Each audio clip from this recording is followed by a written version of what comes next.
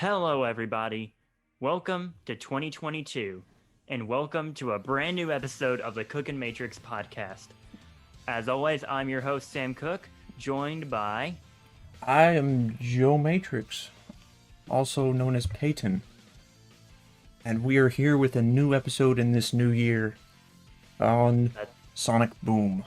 Yes, that's right. We are continuing our every other episode marathon looking at modern Sonic media outside of games. Last time we took a look at the Sonic movie, now we're taking a look at Sonic Boom, the 3D animated show from the 2010s. It was birthed from the ashes of a game that was considered a failure. A complete and utter disaster. I owned it when I still had a Wii U. I played it once and I never touched it again. Was it that bad? As I've said before, never really touched the Sonic games. It's pretty bad. Enough said. Enough said. Yes, and like Peyton said, this show was spawned off the game of the same name. They even premiered at the same time. Like, the game came out, and then I believe the show premiered like a week later. From what I've researched, I see that the show itself did considerably better than the game did. Yeah, it's kind of a weird legacy. Unlike the show we'll talk about eventually, Sonic X, which is more just based off the general Sonic series as a whole, Boom is specifically based off the game. It's so different from the game, and not only just tone, but quality, that it's shocking, to say the least. They did more of a comedy style, slice of life comedy, which has never really been done in Sonic to my knowledge.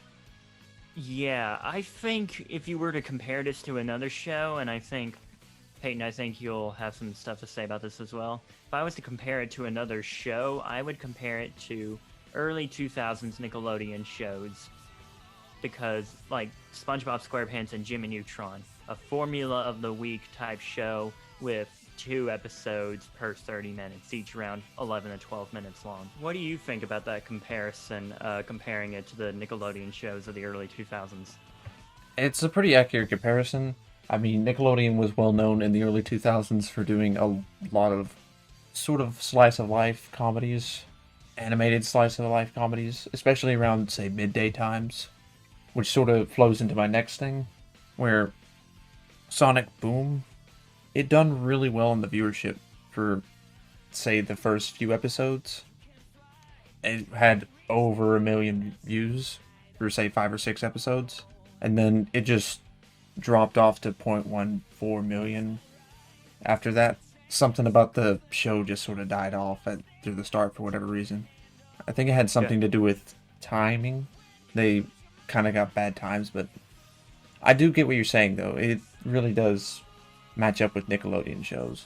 Gotcha. I do want to go back to that subject of what eventually happened to the show in terms of its popularity later on in the video. But keeping with our overview of the show, I can't get over that, but I think the comparison I made is a really good one, comparing it to those shows, because each episode follows a similar format. Like, Sonic and his friends are trying to do something not really adventure-like, but just very simple, and then eventually Eggman just comes in and is like, this is annoying, I'm gonna try to destroy this, and then Sonic and his friends beat up Eggman leaves. Funny joke at the end, episode's over. It doesn't really go much beyond that. The best parts of the show are probably the character interactions. So whenever they do just sort of not do anything adventurous, I think those are the best moments. Yeah, and I think it's also helped that there is absolutely stellar voice acting in this show. Oh yes, does the show do it justice, you think? The games? The voice acting. Oh yeah, there are points in this show where the voice acting is better than the voice acting in the games. Yeah, because I heard the games didn't really do some of the voice actors justice. No, not at all, and that's mainly down to the writing. In the games at the time, Sonic was portrayed as a super cocky guy, which he's always been, but he literally has no other tone other than being a super cocky guy. Even in a sad moment, he still sounds kind of cocky.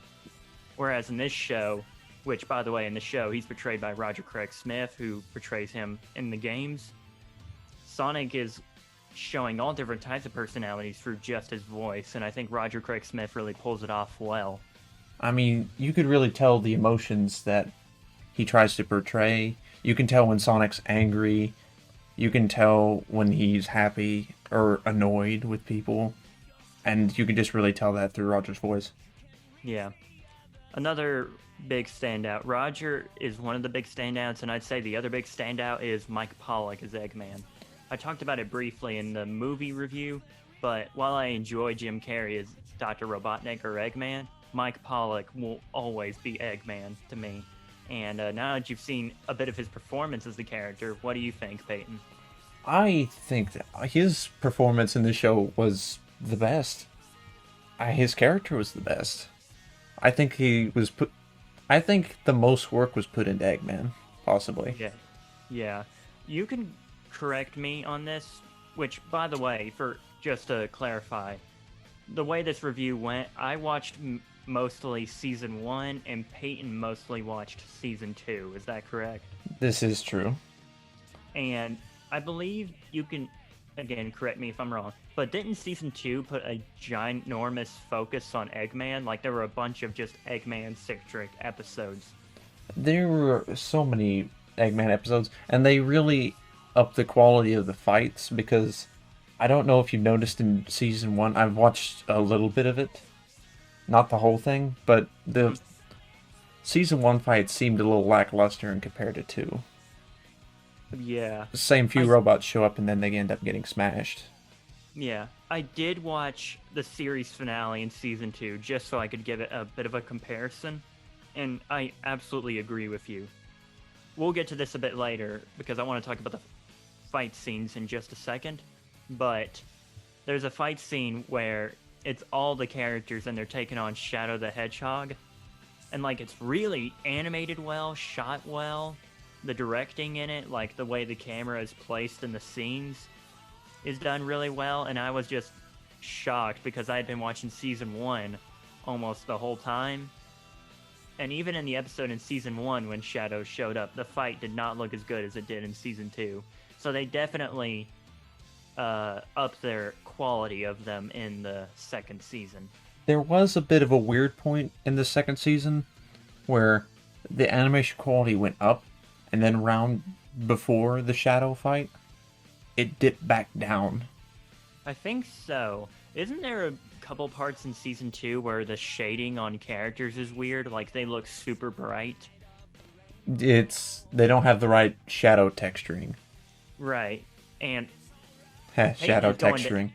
I was about to say, Peyton is literally going to animation school right now, so he should know about this, because I sure don't.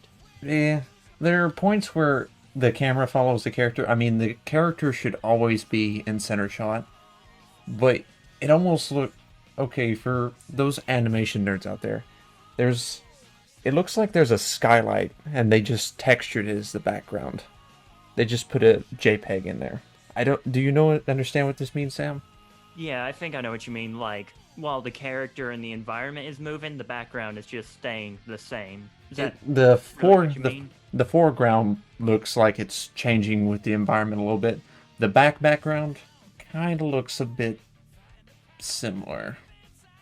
Like it's kind of repeating or just going in a circle. Gotcha. I think that probably has to do with budgetary reasons because, like you said, viewership probably dropped. And I think they moved the show to Boomerang in the second season, which I'm sure also caused a budget drop. So they were probably like, look, we don't have a lot of budget. Let's save a majority of it for the fight scenes. But Peyton mentioned a specific plot of an episode, which is the Stephen King Misery episode where a fan kidnaps Sonic and forces him to read bad fan fiction. I actually want to spend a moment and just talk about plots of certain episodes, because I don't know if me and Peyton have mentioned this yet, but this show gets weird. Another quality it shares with early 2000s Nickelodeon shows. Some of the episodes are just straight up bizarre. And others are just real bangers. Yeah, like, here's a really bizarre one. So there's a chili cook-off going on, and all the characters are going to have their chili judged. Well, Knuckles, which, by the way, we'll get to the characters in a second, but Knuckles is an idiot. I just want to preface that before I go further into this episode. And Knuckles goes on a quest to find the long-lost chili pepper, but then he gets kidnapped by a tribe of tiny little pepper people who claim the land has been stolen from them. And then they try to attack the people at the chili cook-off because they want to take back the homeland, the pepper people. But then at the end, they just sit in the little chili pepper bath like it's a hot tub, and then it's revealed that it was all a dream. That is just one episode. There was a couple episodes where they weren't quite as wild as that. Say there was one where a meteorite was coming down and it was going to destroy the Earth, which, by the way, that episode shows just how OP Knuckles is. Because Knuckles gets launched up into space, and rather than using Tails' satellite to destroy the meteor, he just says, "No, I'm gonna do this myself." He hops on the meteor and destroys it with one punch. Knuckles would probably be the most powerful character in this show if he wasn't such an idiot. And this whole episode, Eggman is trying to sell off a spot in his bunker because he believes the world is going to end. Which, of course, when the world's ending, what do you focus on? Getting yourself and your family and friends to safety? No, you idiot, you're focusing on your real estate property. And he just ends up being trapped in the bunker with this random person because the meteorite piece of it lands right next to the door and they're trapped. Yep, that sounds about like the plot of a plot of an episode of the show. But like Peyton also said, there are episodes where they're just weird, but then there are also really good episodes. Like, both of the episodes where Shadow the Hedgehog shows up, I think are really well done. Especially the Season 2 finale. They definitely put a lot more in their budget at that point as well. Sort of their big go, if you will. Their last stand. I don't know if they're going to make a Season 3, but we'll get into that later. Yeah. There's one other thing I want to talk about before we move on to the characters. And that's just the sort of meta writing of the show. I think Peyton will absolutely agree. This show was written by people who were absolutely into the meme community and into fandoms, if you will. And a lot of political humor, come to think of it. Mainly involving Styx. Oh yeah, like Styx, I believe probably 50% of her lines are just pretty much crazy political conspiracies. I'm sure if she would say like a 9/11 theory or something.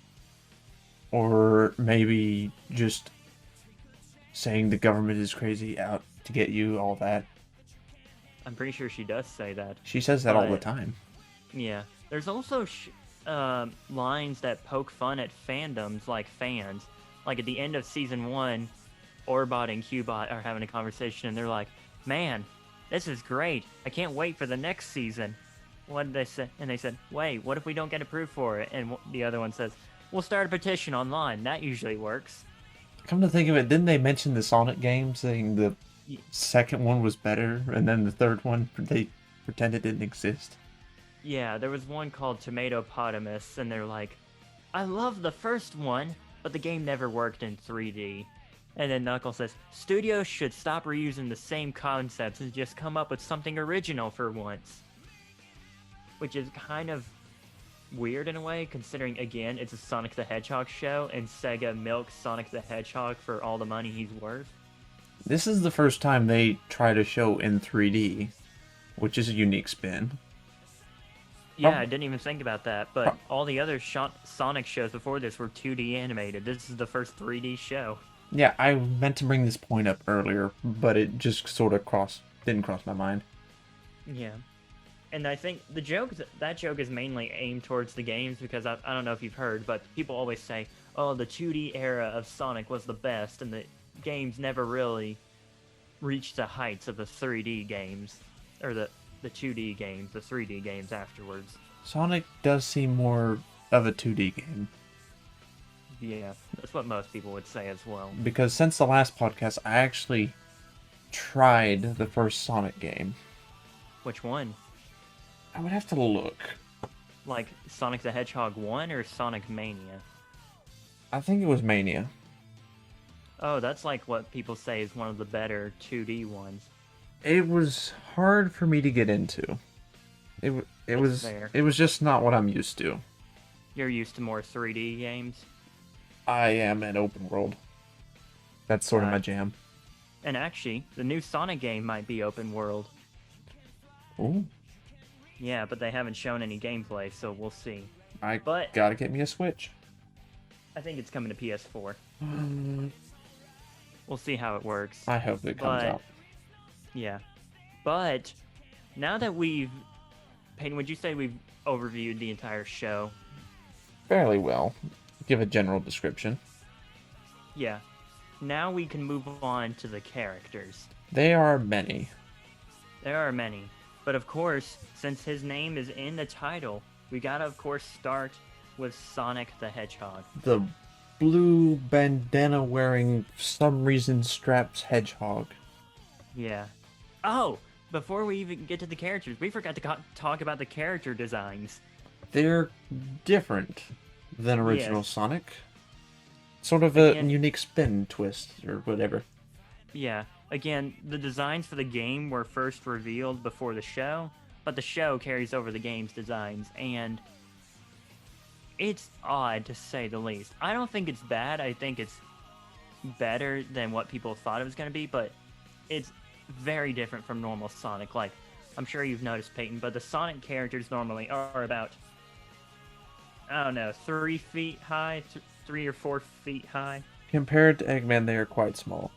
Yeah, but in this show, they're tall. Knuckles is straight up thick. Yeah, he works out in the show, come to think of it. Yeah, he literally has a line that says, "I never skip my leg days, you know." The only one that I think is small, I'd say, is Tails. Yeah. And he's just a kid. I'd argue that Tails and Amy had the least changed from their video game designs, whereas every other character had a pretty drastic shift, except for Styx, because this was her debut. Yeah. Unnecessary straps. This is what you need to know. Yes. But, again, now that we've overviewed everything, we can talk about the characters. Alright. Sonic the Blue Hedgehog. That's right. His middle name is The. Yes, that is an actual line in the show. Maybe one of my favorite interpretations of Sonic. I really like his character in this show. He feels human in a weird way. Like he has a full range of emotions. And you can clearly see it expressed, at least in Season 2, with like I said earlier, they upped the animation budget, so you can actually see facial expressions. You could tell what he was feeling when he was feeling it. Yeah. Most of the time when me and Peyton do these reviews, when we're talking about a character, most of the time we're just like, this character's the tech guy, and that's it. There's nothing else to him. But with Sonic, I feel like there's a whole lot to him. He's definitely more than just a sarcastic, spunky hero. I mean, he still is, but he's more than that. Yeah, he gets angry, he gets annoyed, he's just bored in a lot of episodes. He's just a really good character in this show, I feel like. And he doesn't always want to play the hero. Exactly. Sometimes he just wants to chill out. Such as that one time whenever there was, I forget his name, but he was a movie star, and he was a fake hero. And he just didn't want to help him over toward the end, but he did it anyway, even though he was real annoyed by it. Yeah. There's also an episode where Eggman's island is about to be destroyed, and Sonic's like, why should I help you? And he only ends up helping him because Eggman says, because if you don't, I really am going to be stuck living with you. Fair point, I'll help. Yeah, so literally that's what he says. And so, he's a fully three-dimensional character.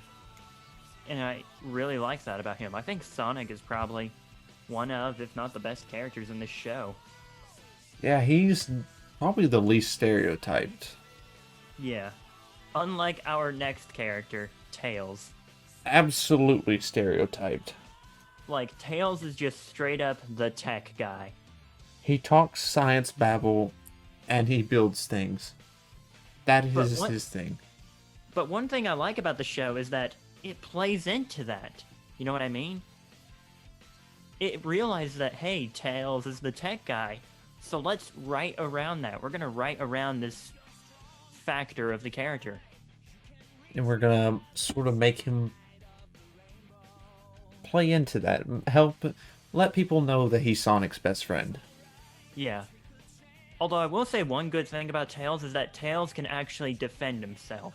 All the characters are more than capable in combat, which is not something I could say for the video games whatsoever, where Tails is more or less portrayed as a coward. Which, I don't know if that's canon or It not. is. It is? Oh. Unfortunately, so quick tangent, in the game Sonic Forces, Tails does nothing as Sonic literally gets the crap beat out of him.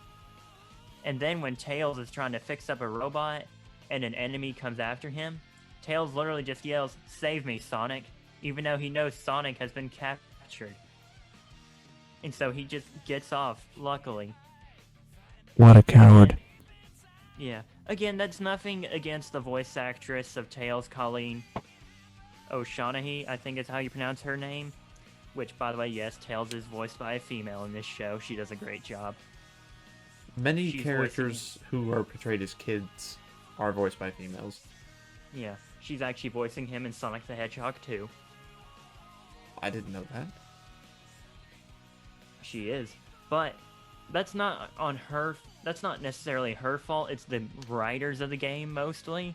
But in this show, Tails is portrayed as more than capable of taking care of himself, even if he is just a tech guy. So, in this example, I would say that it's okay that Tails just has one character trait. What do you think, Peyton? I think that he was used pretty well overall. They didn't really need to be. Well, actually, there's episodes where you can see more than just the tech guy shine through, where he has more emotions, but overall he's just more the tech guy. Yeah. Which, again, is not bad. I still like Tails' character, but that really is a majority of his personality. He doesn't get as much development as Sonic, I feel. Yeah.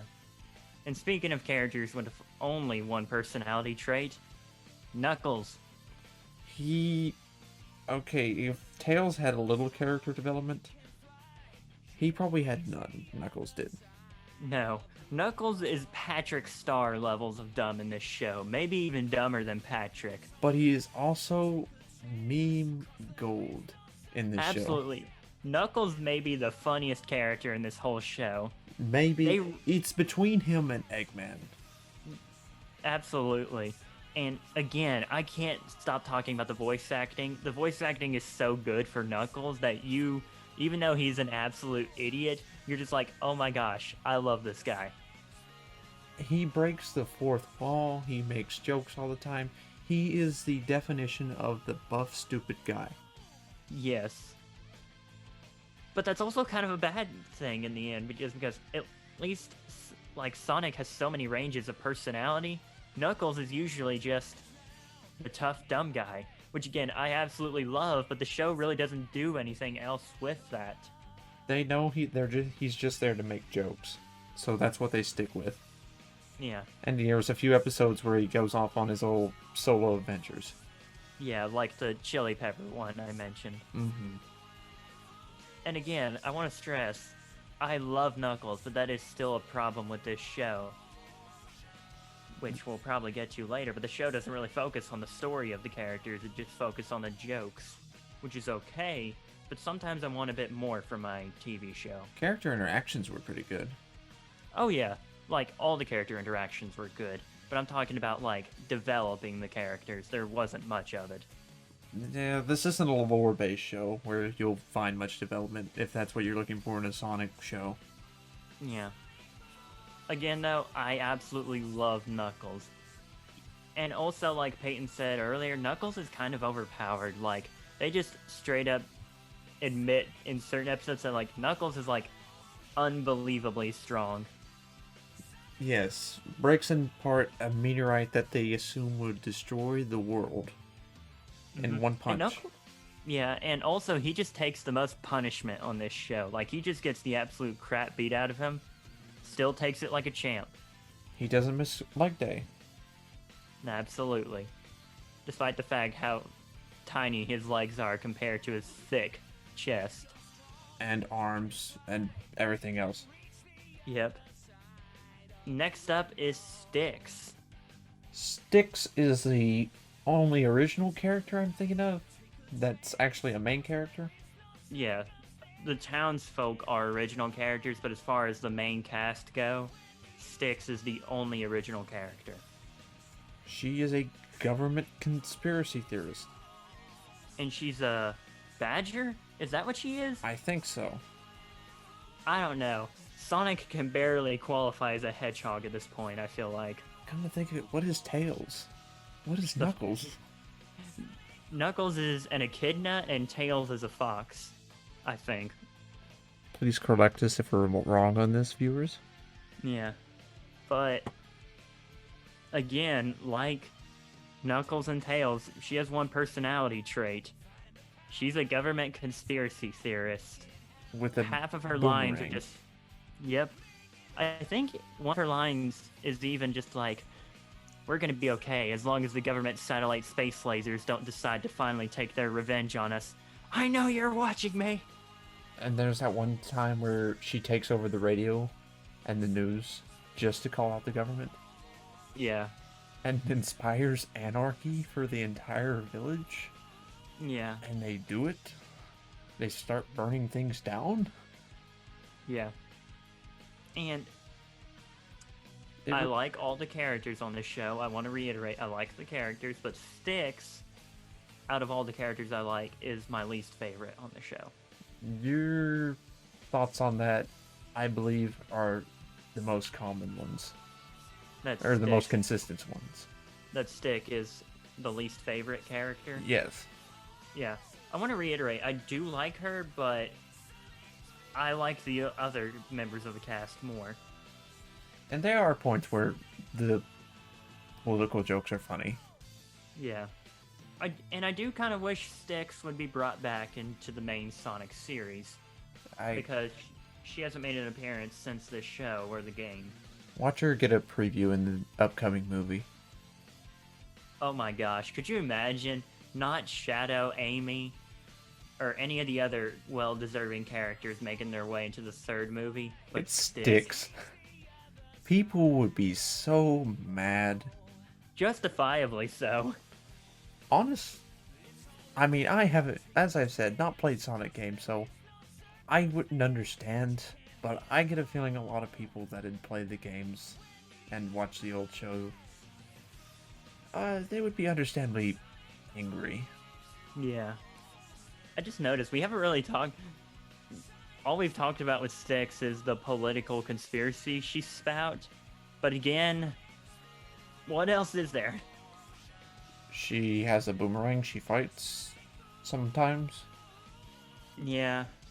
Amy's best friend? Question mark? At least female best friend. Yes. And speaking of which, let's just move on to Amy. Please.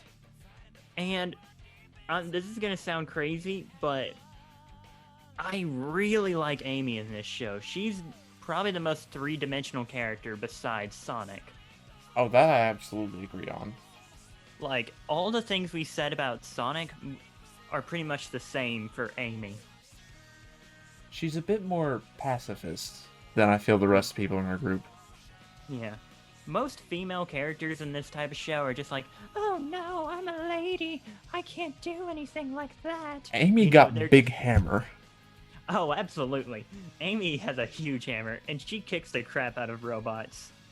And, gosh, she's just so cool in this show. And I kind of want to point out one other thing. Do you mind? Go ahead. So, before this, Amy obviously got a recast. Like, the actress who played her in this show was cast to play her in Sonic Generations. And in Sonic Generations, she sounded almost exactly like Minnie Mouse. For no reason? Or... The actress change. And there was a noticeable difference. Yeah. So when she came on to do the show, there's definitely a noticeable change in the voice, and I think it's for the best. This is the best Amy has sounded in a very long time. That's part of the change between season 1 and 2, I'm imagining. Sort of. I think that mainly took place between the games and this show. But Amy's probably the best she's ever been in this show, if I'm being frank. Because in the games, and in Sonic X, which, don't worry, we'll get to that eventually, her main driving character force is that she likes Sonic. And that, honestly, is pretty accurate to the Sonic lore. Yep. But that's all she is. There's not a whole lot of character traits to her that don't involve Sonic. Sort of a backup, if you will. Yeah. And they heavily adjusted that for the show, and I think it's for the best. Because overall, it makes Amy a much stronger character. If she doesn't focus entirely on Sonic most of the time. Yeah, she seems more like just a cool friend with him. Even though, and I've been wanting to bring this up, the show heavily hints towards a sort of secret relationship between the characters. While at the same time, it doesn't bring it up every episode, which very much appreciate, because this is absolutely not the show that romance is a focus. Yes, but like Peyton said, in a very few select number of episodes, you can absolutely tell that there is a relationship. Yes. And sometimes it's not even hinted at, it's just absolutely blatant. A lot of these shows, this goes back to the Nickelodeon thing.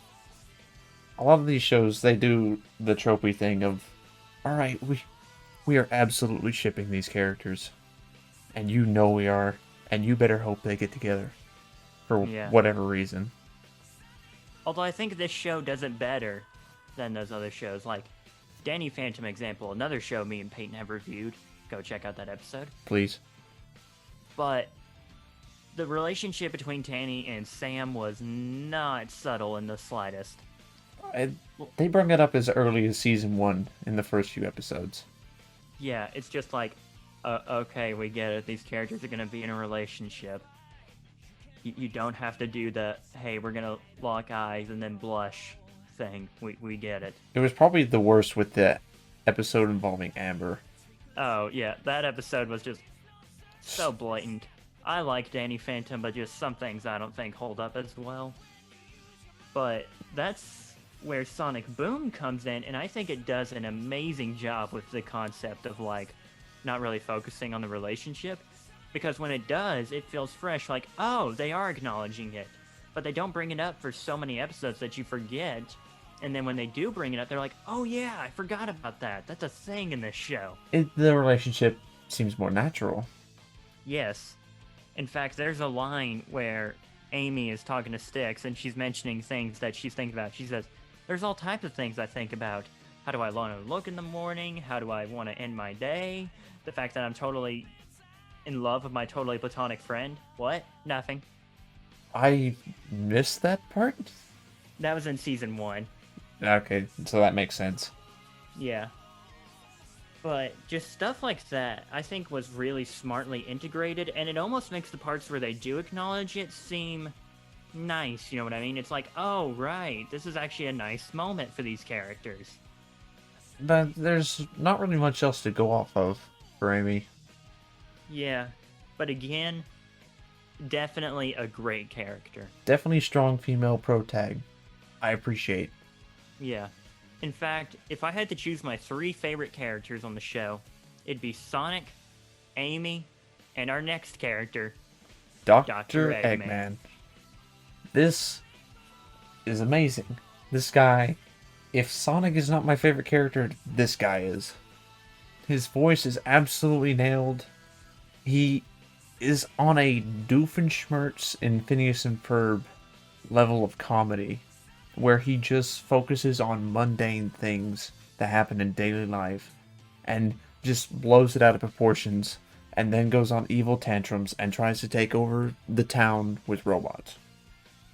That's probably the best description of this character. Everything Peyton said is 100% true. And golly bum, Eggman, I just can't get over it. He's so good in this show. Like Amy and Sonic, he's a three-dimensional character. There are episodes when he feels like being evil, and then episodes where he doesn't feel like being evil, and he just gets annoyed, and that's why he sends in his robots to attack. I think most of the time he's just looking for a friend. Yeah.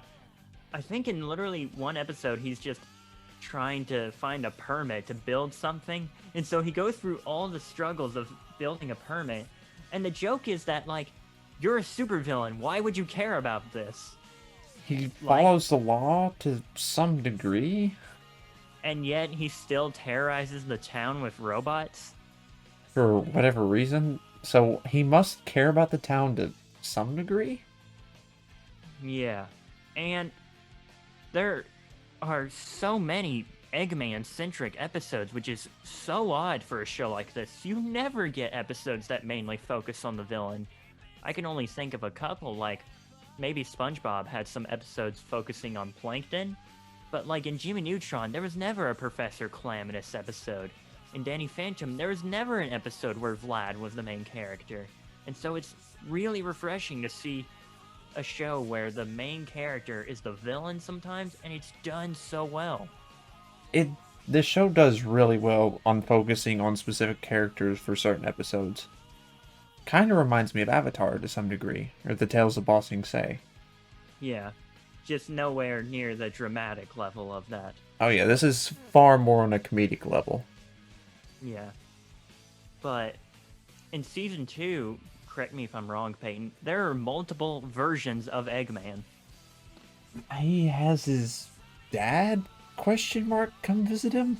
A blonde mustache version? Isn't that his brother? I forget. But again, I only watched the finale of Season 2.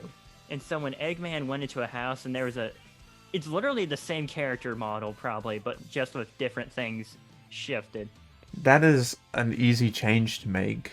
If you have the model and you just change the color on it, very simple change, so that actually does make a lot of sense. Yeah, it's an Eggman model, but with a blue jacket and blonde hair. Essentially, blonde Eggman. Yeah. If you can scratch your eyes out and forget I just said that.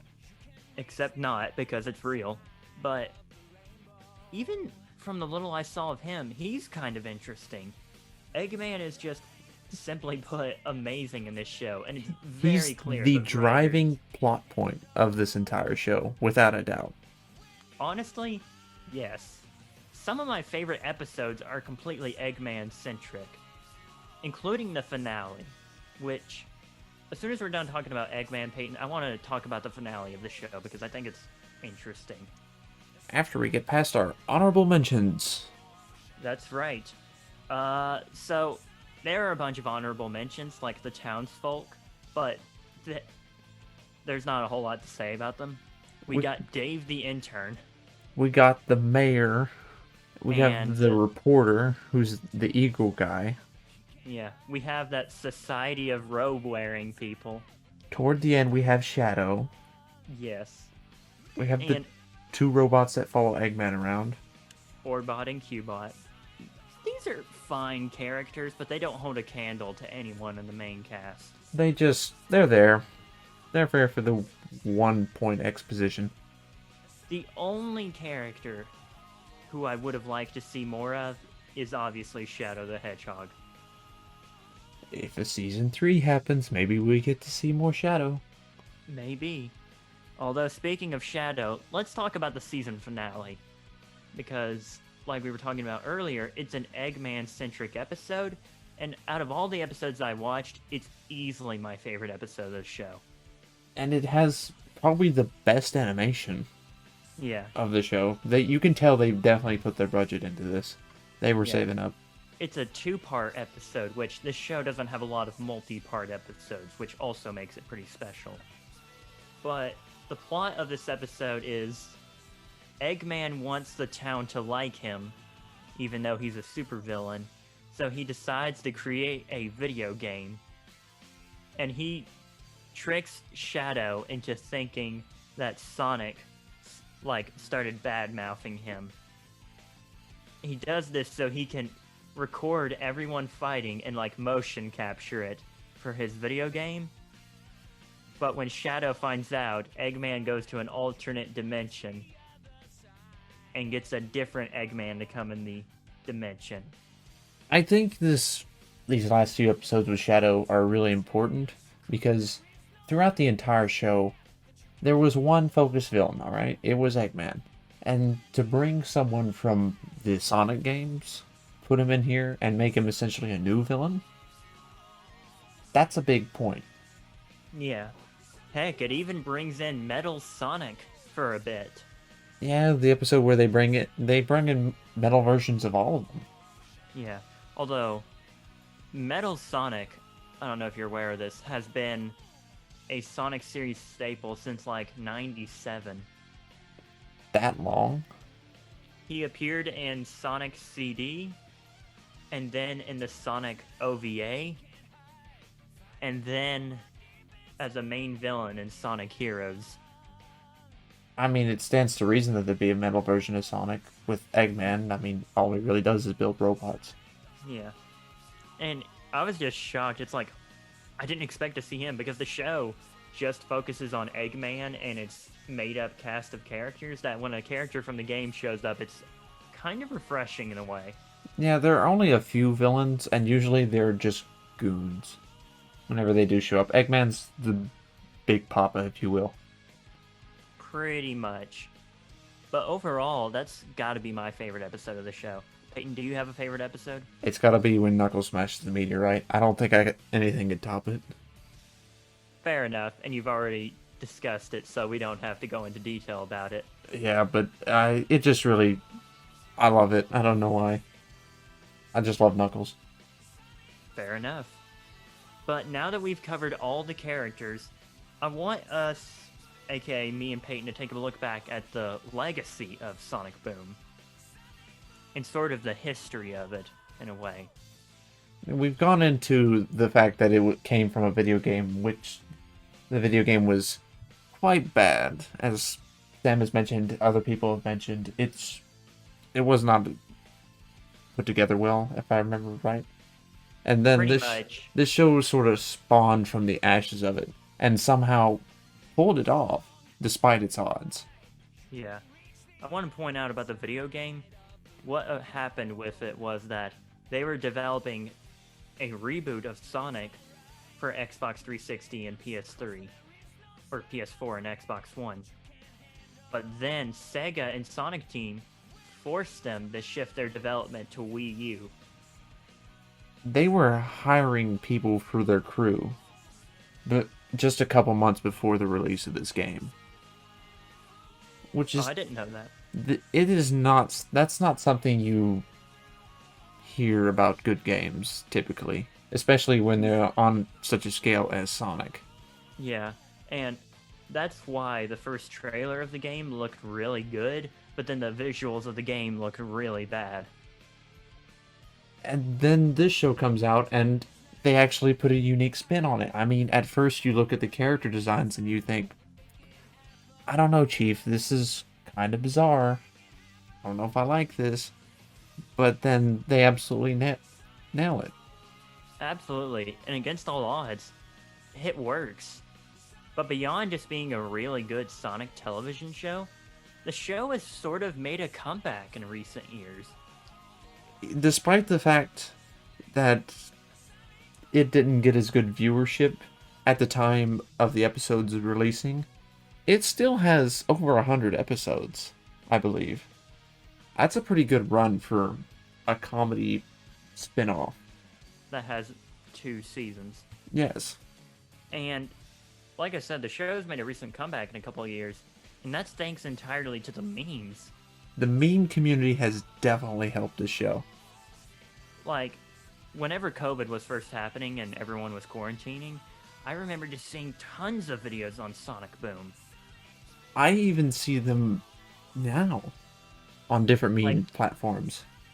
I know one of the more popular ones is just Knuckles saying approved and just like stamping something and it's like meme approved. I don't know the context to this. I haven't actually seen the episode. Knuckles pretty much becomes the lawmaker for a town, so literally anyone that wants a law made, Knuckles just approves it. There are so many variations of that meme that I would like to go into, but nah, meme review sometime in the future, probably not. Probably not. Probably not. But in getting into our final thoughts on the show, I think it's been able to have the legacy that it has because when you just break it down, Sonic Boom is a really good cartoon. There are definitely points where you say this is made for kids, but it's has a spin on it where you can tell adults play a good point in it. You can appreciate it as an adult, I mean. Yeah, there are certain TV shows, and I think you noticed this, Peyton, where it just looked like they didn't care making it, but the people making Sonic Boom clearly wanted to make a good product. It has some clever points in it that I have seen in certain shows, such as The Amazing World of Gumball, where there's points in it where you can say, all ages can really watch this and be entertained. Yeah. The only thing I truly dislike about the show is that there isn't more of it. There isn't more stories for these characters. There was never a season 3. I think the director said he would never come back for a season 3. Probably because of the community. And or the fact that the show didn't do well on its original run. That probably has something to do with it. It's been a while since I watched a video on the subject, but I think there was going to be an episode that focused on Sonic and Amy's relationship. Character development? Question mark? I don't know. But that probably sounds like a good idea, considering the show was hinting at it long enough. They can do the season finale to give it justice. Either that or they can just keep running with it. Yeah. But even if they don't make a season 3, this is still an extremely solid show. I'm going to give it an 8 out of 10. I give it a Knuckles meme approved out of 10. Is there any number rating to that? No. Okay, I'll give it a 8.5 out of 10. Nice. Overall, I like this more than the Sonic movie. Really? Yeah. I did not expect you to say that whatsoever. Because I know you love the Sonic movie. I like the Sonic movie, but I get it. Sonic fits more into a realistic world sometimes. But I like Sonic more when he's in his own world. This show was more entertaining than the Sonic movie, and then the movie itself was actually more lore-based. Yeah, and I say more character-based. Despite there not being too many characters, you can go back and watch our other podcasts on this subject where we review the Sonic movie. But with that, that's our view of Sonic Boom. It was a good show. I like it. Me too. I would give it a watch again if I can watch season 1, even though I hear that it wasn't as good as season 2. I'll watch it. It's alright, but season 2 is clearly better. If I can find it in Walmart. They only had season 2 there. It's on Amazon. Oh. Amazon Prime? I don't know about Amazon Prime, but the DVD is on Amazon. I'll find it eventually. Yeah. But that is it for this episode of Cookn Matrix.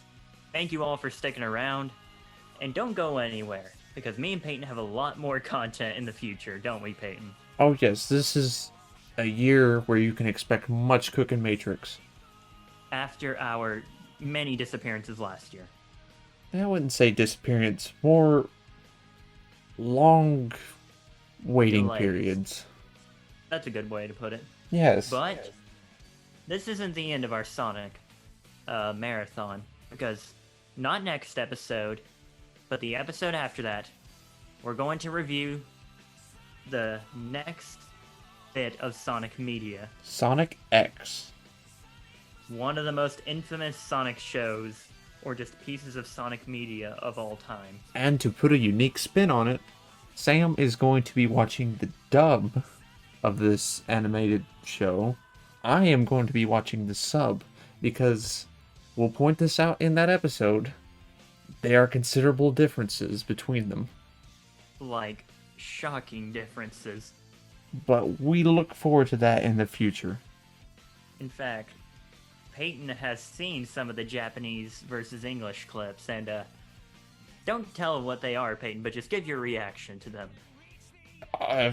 Children, this is a children's show, and goodness gracious, they do some things that make you say, ooh, yeah, this is, you can tell Western media is a bit soft compared to Japanese.